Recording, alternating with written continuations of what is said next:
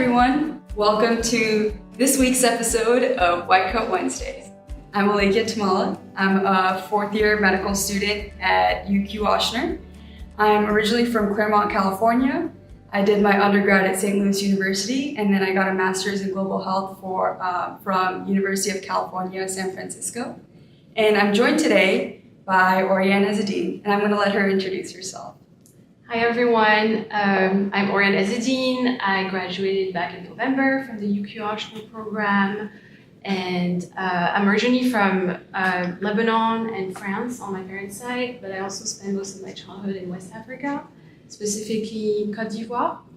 And after school, I attended the University of California, San Diego, where I studied human biology and business, and applied for this program, and there we are. Here we are. In addition to all those things, I'm also the current president of Gold Humanism Honor Society here at Ochsner, and Oriane is the former president of GHHS, as we also call it. So today we're here to talk about all things gold. Mm-hmm. So to get things started, for the people who don't know what GHHS is, can you explain a little bit about the organization and also what it means to you? Yes, absolutely. So the Gold Humanism Honor Society is a society of medical students, residents, clinicians, and other healthcare leaders that were recognized and nominated by their peers for their compassionate, humanistic care in medicine. There are about 180 chapters, across the United States in medical school programs. I think 3 are international medical graduate programs, and we're actually the first IMG program to be awarded a chapter, so that's very exciting. What it means to me is really taking part in a joint effort to provide quality care for our patients and embracing and fostering that compassionate environment. It's also an opportunity to give back to our community with whether it's our patients, our colleagues in the clinical environment, but also our peers who are medical students in fostering that well-being all around. And it's also an opportunity to get inspired by others, whether they're other medical students, whether they're GHHS members, or people that are in the medical field. I think it's a great way to see what other initiatives other people have taken to ultimately provide quality care for their patients and share those great values. Yeah, that's awesome. I know that one of the main projects, if not the main project, that you guys undertook last year through GHHS was the 40 by 30 initiative, or the Louisiana Healthy State Initiative. Can you talk a little bit more about that? Yeah, absolutely. So when I entered this chapter and got my leadership position, me and the rest of the exec board were approached by one of our mentors regarding the 40 by 30 initiative. And to be truthful, we weren't very aware of that initiative. I think residents and physicians had heard about it in the Ochsner health system. So essentially, Louisiana has ranked as one of the least healthy states according to national health rankings. And up until last year, we ranked at the 50th place. So as it said on their website, actually the National Health Ranking website, Louisiana has the most opportunity to improve on that. And part of that initiative, essentially the 40 by 30 initiative, was ran by the Ochsner Health System, Xavier University of Louisiana, and other healthcare leaders and local leaders who want to tackle this problem basically by addressing whether it's clinical, behavioral, environmental, socioeconomic factors that play into patients' healthcare access and ultimately healthcare outcomes. And where we as medical students can take part in that initiative is through the vision of OxyHer, which is the Ochsner Xavier Institute for Health Equity and Research. And part of that is addressing social determinants of health. I think you can tell probably from clerkship and putting a lot of effort into getting a good comprehensive history taking from patients. You go over a lot of that social information that translates into patients' healthcare access and health outcomes ultimately. So spending so much time with those patients and taking that time to address the social determinants of health is very important.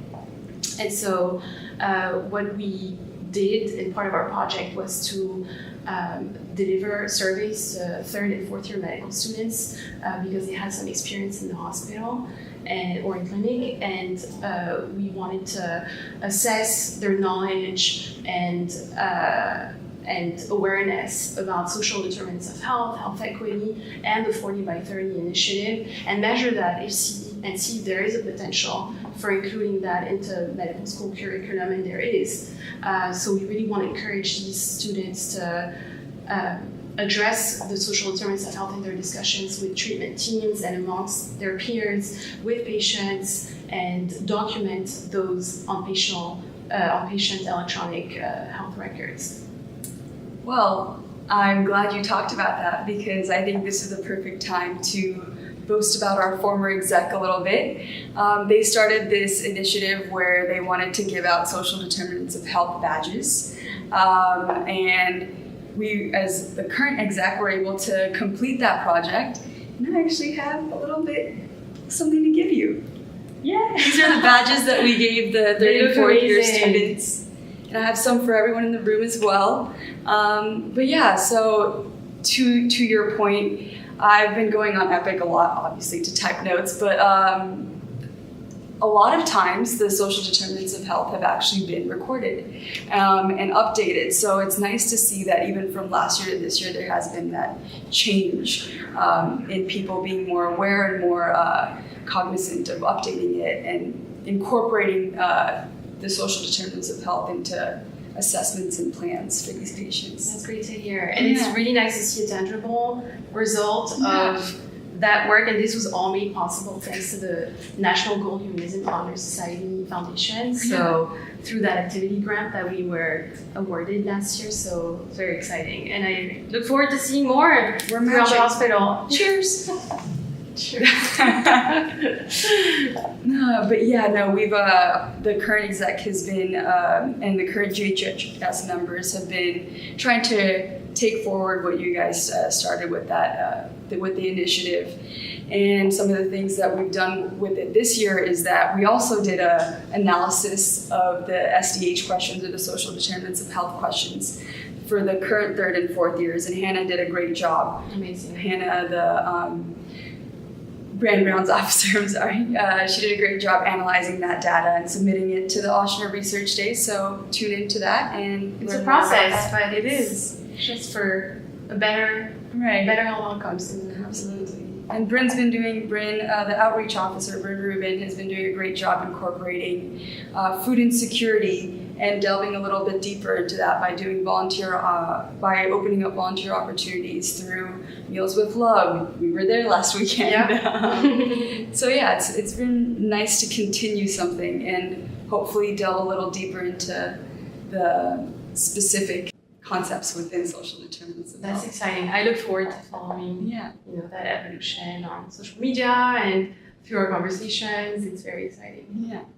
And finally, we can't talk about Gold without talking about how you matched here for psychiatry at LSU Ochsner. Mm-hmm.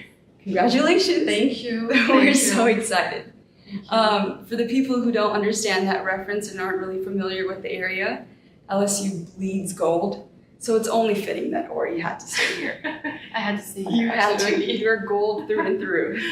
So can you tell us how you plan on incorporating the GHHS values into your residency? Yeah, absolutely. And that's something I didn't touch on in detail when you asked me previously, but I think it's a great set of values to live by and practice by throughout my career, from being a medical student to hopefully becoming an attending physician and beyond that. I think it's a great way to celebrate the practice, but also the people that we serve and people we work alongside of. So I look forward to continuing on that mission, and also I've become even more passionate about social determinants of health since I got educated on that subject and health equity. Like I want to put that into my practice as well and continue to open that conversation on social determinants of health and including that in my practice and understanding and having more insight on what are the circumstances, the life circumstances and the environments that these patients came from, experience during, and will experience after they leave our care. And I think that's very important to, understand how to provide the best quality care to them and ultimately improve health outcomes. Well, that's very exciting, and I'm so excited to follow your journey, and can't wait to see what you do. Thank you. Thank you for having me. Of course, and thank you everyone for joining us for this White Coat Wednesday. Hopefully you learned a little bit more about GHHS and what we do, and we can't wait to see you in the hospitals carrying out the vision and mission of GHHS, because it's not only the members who's doing it, it's Absolutely. all of us in the medical field who are responsible for making sure that people feel cared for and heard. Absolutely.